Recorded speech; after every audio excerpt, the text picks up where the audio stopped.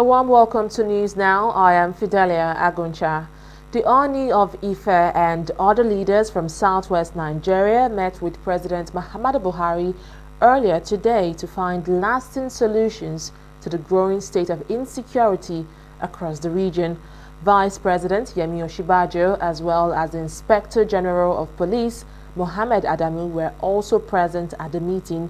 At the meeting which held at the Presidential Villa in Abuja, the President and the Southwest leaders talked about restructuring Nigeria's security architecture. Leader of the delegation, Oba Adeyeye Ogunwusi, briefed State House correspondents, saying drones will be deployed in parts of the country, especially in the southwest, to combat banditry and kidnapping. The meeting is coming weeks after daughter of Afenifere leader Reuben Fashoranti was killed by suspected bandits on the Akure-Ore Road. Meanwhile, former presidential candidate Omoyele Sowore has urged the federal government to quit talking and take actions to address the insecurity situation in the country. Sowore said this at a conflict prevention and peace summit organized by Journalists for Democratic Rights in Lagos State. Other ethnic leaders at the summit also urged the government to take more actions to stem the negative trend. Even the home state of the president, Buhari, people are getting kidnapped and killed every day there. You can't travel from one part of the country to the other without somebody shooting you on the way or kidnapping you or robbing you. The solution has gone beyond talk shops. Nigerians must gather themselves together, bond together. That is the only thing that can solve the problem in this country. For we to live together and for we to respect ourselves, because there must be something called leadership. Currently in Nigeria, we don't have a leadership. We don't have governance because people are taking laws to their hands and nobody is complaining about what is really happening. When I say governance is in totally off the track because people are going from house to house to meet people. People cannot travel from community to communities. There's a lot of kidnapping cases, herdsmen killing and so on. And in the wake of this crisis, Cattle Breeders Association, Miyati Allah, has distanced themselves from the attacks witnessed in states across the country. Lagos State Secretary for the group, Makodi Usman, said this during a chat with TV360 Nigeria. He condemned those blaming the group for the attacks, saying herdsmen do not carry weapons and any herder found with any weapon is not a member of the group. How can I have thousands of cows rearing? What can I have to do with conflict? Or what can I have to do with arms? For what?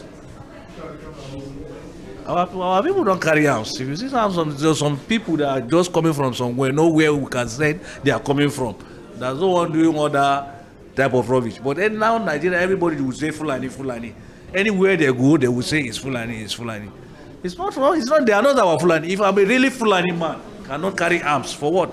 His one is to rear a cattle and find a place that anywhere, any community and a Fulani man went there, he would like to see the leader of the community and sat down with him. I'm here to spend a social time. When the time reach, he move forward. Meanwhile, the Nigeria Police Force says it has commenced the process of implementing the Community Policing Initiative. Inspector General of Police Mohammed Adamu announced this at a monthly conference with senior police officers in Abuja. He noted that 40,000 community policing officers would be engaged in the interim to serve as special constables and complement the police in law enforcement functions within their localities by performing low-risk and non-sensitive duties. The breakdown of the community policing deployment plans covers the recruitment of a total of 40,000 community policing officers across the country in the interim. The community policing officers will be recruited from within the communities where the prospective applicants reside. An average of 50 community policing officers are to be engaged in each of the 774 local government areas.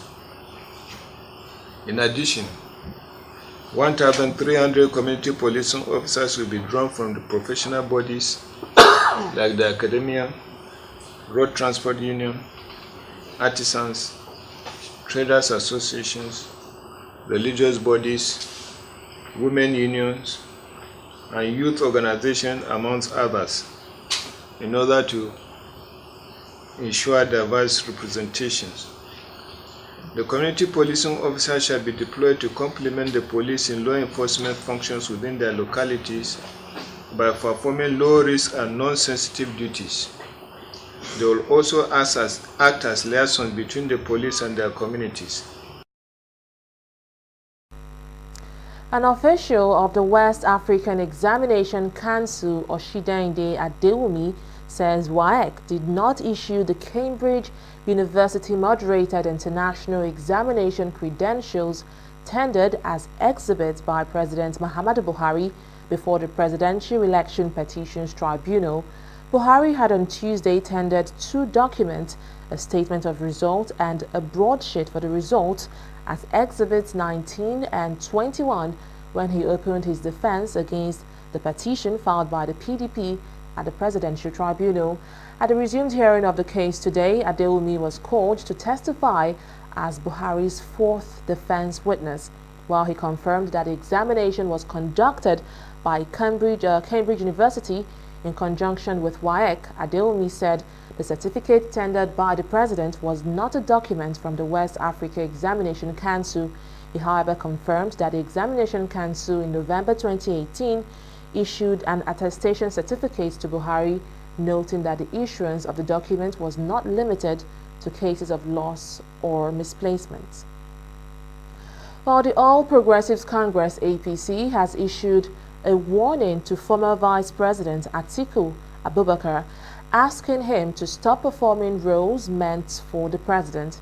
Atiku, who was the candidate of the People's Democratic Party in the 2019 presidential poll, has consistently made comments on matters of national concerns, but the APC, through its spokesperson Lanre Onilu, says Atiku might be committing an offense which is equivalent to felony, and the government will not hesitate in taking decisive actions against him.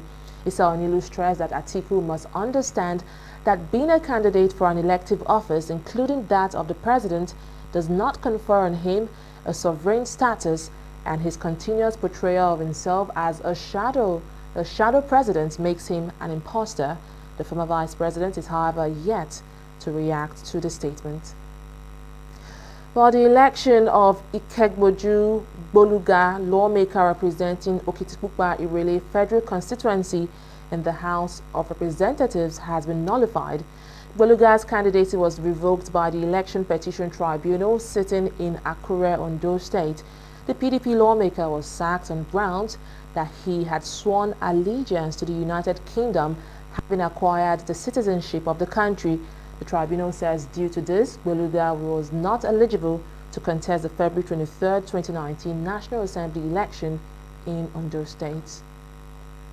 Well, President Muhammadu Buhari says the acclaimed winner of the June 1993 election, late MKO Abiola, was a bridge builder who could have prevented the religious and tribal issues witnessed in the country if he had been allowed to rule. Buhari said this while hosting elders and leaders of Ogun State at the State House in Abuja. The delegation was led by the state governor, Dapo Abiodun. Abiodun praised the president for his unrelenting support towards Ogun State, while asking him to rehabilitate some federal roads as well as other crucial infrastructure in the state. Shagamu to Ikorodu is one alternative road that's parallel to Lagos-Ibadan Expressway. Ekpe to Ijebu-Ode is another alternative road. Lagos-Ota Abeokuta is another alternative road. These are roads that lead to industrial corridors. To date, those roads, the Shagamu to Ikorodu, the Lagos-Ota Abeokuta, they are federal roads. We appreciate what the federal government is doing, particularly around the whole country. And we know that there's limited funds available to put in all projects. Those roads are grossly underfunded. For example, the Lagos-Ota Abeokuta road was contracted in 2001.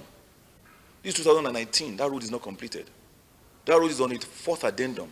This year, The budget for that road is about ₦1 billion. That road requires another 26 billion to complete. And we know we cannot burden the federal government. So we are graciously asking them. Ditto for Shagamu, Ikorodu Road. Those roads are extremely important to us. If the Shagamu, Ikorodu Road is given to us, it would ease the traffic that is going on Lagos-Ibadan Expressway. If we construct the Ekpe to Ijebu Road, it means people coming from the east and from Ijebu no longer have to go through Lagos-Ibadan Expressway. Also, if you look at the corridor that goes from Lagos to Abeokuta, if that road is indeed completed to Abeokuta, it means all these roads will suffer less wear and tear. Well, still in the southwest, Lagos State government has announced that a section of the Jibowu crossing in Yaba area will be on lockdown for 30 days. The directive takes effect from Wednesday, July 31st, 2019 to Thursday, August 29, 2019. According to the state government, the closure is to enable the relocation of gas pipes situated close to the perimeter of the rail line. The government has now advised motorists to use alternative routes when connecting that area. And in other news, the New Child Initiative TNCI has held its annual event aimed at engaging children in the promotion of the United Nations Sustainable Development Goal SDG.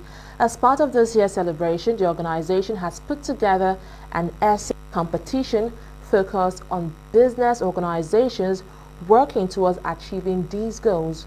Organizer of the event, Yusuf Shitu, says the TNCI will stop at nothing but go steps to educating the children and equip them with relevant employable skills for the labor markets. The New Child Initiative, which evolved from the Nigerian Child Initiative as an NGO looking at how to empower the young ones while they're still in school about the importance of the Millennium Development Goals, which have now morphed into the Sustainable Development Goals. And basically it is important to be able to, domicile these goals in the hearts and minds of young ones while they're still young, so that they can practicalize what the goals are in everyday life and how it relates to them going through their days. So this competition, in which 20 schools around Lagos State participated, has brought together this 17 ambassadors from the top 10 schools, and what they're looking at now is practical examples of how each of the sustainable development goals can be translated into everyday life within the local context that the children find themselves. Our primary objective really is to engage children and make them active contributors to development. That's exactly why we're doing this, because we believe that by investing in their future through mentorship, engaging them in ways that they can see the world more than for what it is, in ways that they can begin to see themselves as change makers that can contribute to society positively, then we can achieve the Sustainable Development Goal. Then we can say Nigeria has a future that that of course there is hope for us achieving the goals by 2030.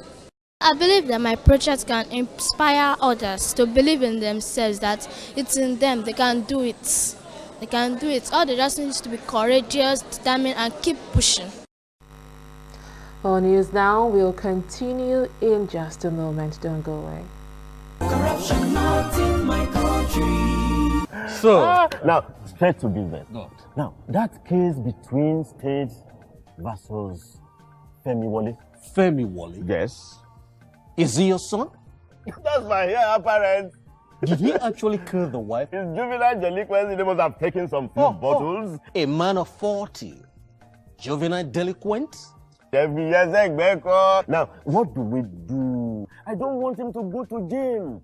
We are very good friends.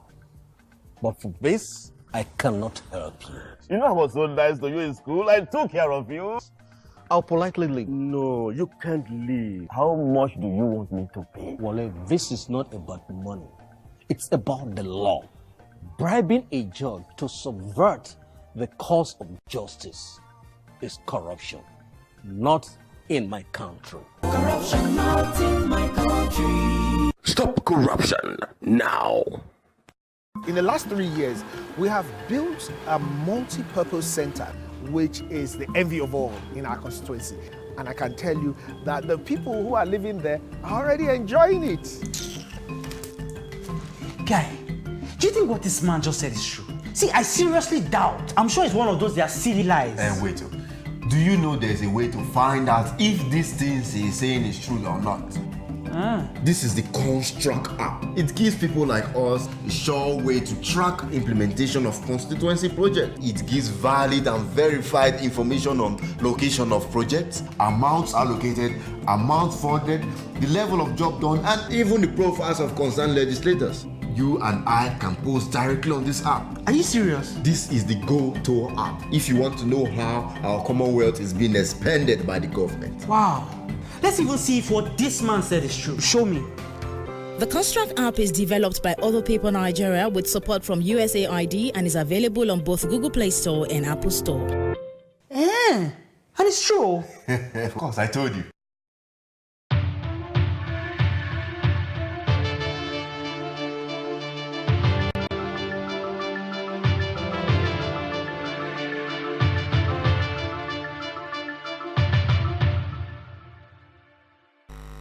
Welcome back. Well, let's now join Oyin Adekunle for news and the world of business. Hello, Oyin. Hi, Fidelia. So I am excited to know how the stock market fared today. But first of all, I'd like to know, what did President Muhammadu Buhari discuss with leaders of Lagos Chamber of Commerce and Industry today? Of course, the federal government says it has done a lot to reposition the economy in the last 4 years.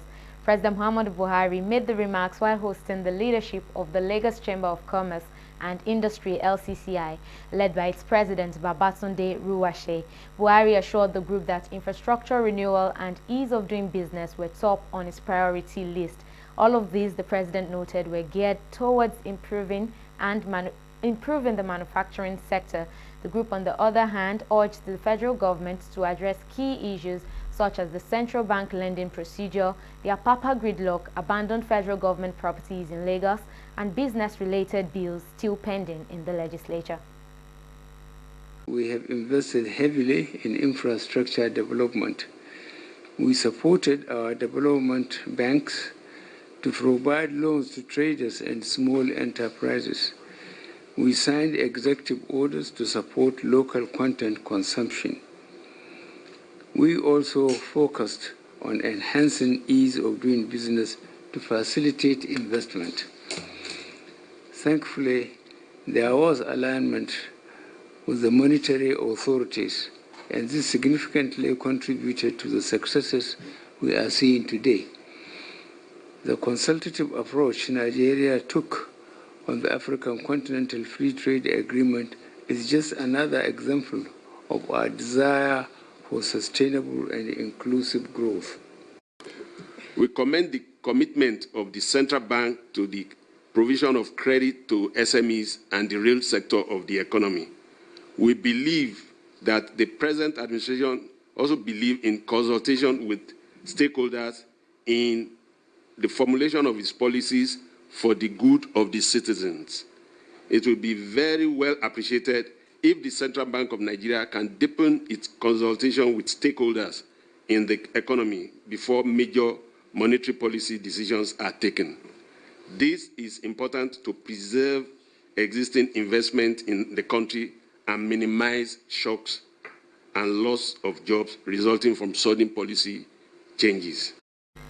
The federal government has raised a task force to recover the outstanding 5 trillion naira debts owed the Asset Management Corporation of Nigeria, AMCON. This was announced by the Office of the Vice President, Yemi Osinbajo, on Tuesday. Osinbajo made the disclosure during a meeting with the board of AMCON and some heads of federal government's ministries and agencies at the State House in Abuja. The task force will be targeting the first 20 debtors on AMCON's list. AMCON Chairman Muiz Banire had earlier stated that about 67% of those owing the 5 trillion naira were just 20 individuals and entities. Economic experts have been speaking on the possible impact of insecurity on businesses across the country. At a summit held in Lagos, Wale Adeoye, stakeholder in the sector, urged state and federal government to take giant strides to ensuring a safe and productive business community for investors. Every day we hear about killings in the north, in the south, in the east, in the west. And it's more or less completing a 360 degree. This will have a very serious impact on gross domestic product. It will affect the national economy. It will affect livelihood. It will create more violence because poverty, it will create more poverty. Poverty, corruption, they are breeding grounds for violence. We'll look at stock market review after this break. Please stay tuned.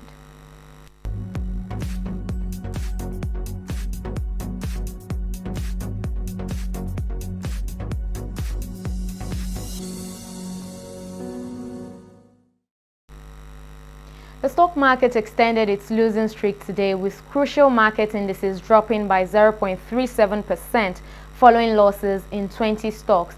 Also, the market's capitalization of equities, which opened at 13.558 trillion naira, lost about 51 billion naira to close at 13.507 trillion naira. And the stocks which underperformed were Nestle and Nigeria Breweries, with both stocks again leading the pack of losers for the second straight day in a row. And also, when we move forward, we see that Dangote Sugar and Berger Paints PLC also shared 1 naira and 6 kobo respectively to end their spots on the losers chart.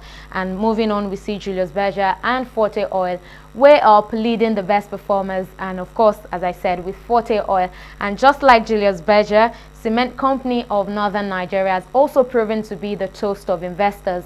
Since the beginning of trading this week, we can see Cement Company of Northern Nigeria trailed on the third spot by Access Bank as well, with an increase of 25 kobo in the value of its share price. Market turnover for today, let's just hold on a minute. Yes, market summary turnover for today closed positive as volume moved up by nearly 97 million naira to close at 251 million, and that's a way more increase, I must say, a lot more than what we had in previous session. And the value realized from that was 4.128 billion naira, and that's lower or higher compared to 2.2 billion naira which was realized in previous session yesterday. And moving on, we see that for FTSE, trade worries dragged it down to 0.78%. Dow Jones got a boost from Apple earnings, while Nikkei is deeping on caution over the US-China trade talks. That's it from here. Fidelia, it's back to you. Oh, thank you so much, Uni, for that update. It seems it's another negative day for the NSC, just like we saw yesterday, and we should hope for better days on Thursday and Friday. Well, still to come is news from the world of sports and the foreign scene after this break. Corruption not in my country. So, now, straight to business. Now, that case between State versus Femi Wale. Femi Wale? Yes. Is he your son? That's my heir apparent. Did he actually kill the wife? His juvenile delinquency, they must have taken some few bottles. A man of 40. Juvenile delinquent? Now, what do we do? I don't want him to go to jail. We are very good friends. But for this, I cannot help you. You know I was so nice to you in school. I took care of you. I'll politely leave. No, you can't leave. How much do you want me to pay? Wale, this is not about money. It's about the law. Bribing a judge to subvert the cause of justice is corruption, not in my country. Corruption not in my country. Stop corruption now. Welcome back. Well, no fewer than 34 people, mostly women and children, have died with 10 others injured following a roadside bomb explosion in Afghanistan. According to an official in Farah province, the bomb went off on the Kandahar-Herat highway after it was hit by a passenger bus. Mohib said all the passengers aboard the bus were civilians, most of them women and children. Meanwhile, authorities say the death toll could rise. No one has yet claimed responsibility for the attack, but the Taliban, however, often conduct such roadside bomb attacks in Afghanistan. Well, World Football governing body FIFA has officially announced players shortlisted for the prestigious The Best Men's Player nominees list, which is now in its 4th year. Those who made it to the 10-man list include Cristiano Ronaldo, Frankie de Jong, Majid Delit, Eden Hazard, Harry Kane, Sadio Mane, Kylian Mbappe, Lionel Messi, Mohamed Salah, and Virgil van Dijk. Now, FIFA will host its annual awards on the 23rd of September in Milan this year. Well, that's it on News Now. Many thanks for joining us. I am Fidelia Aguncha. Bye for now.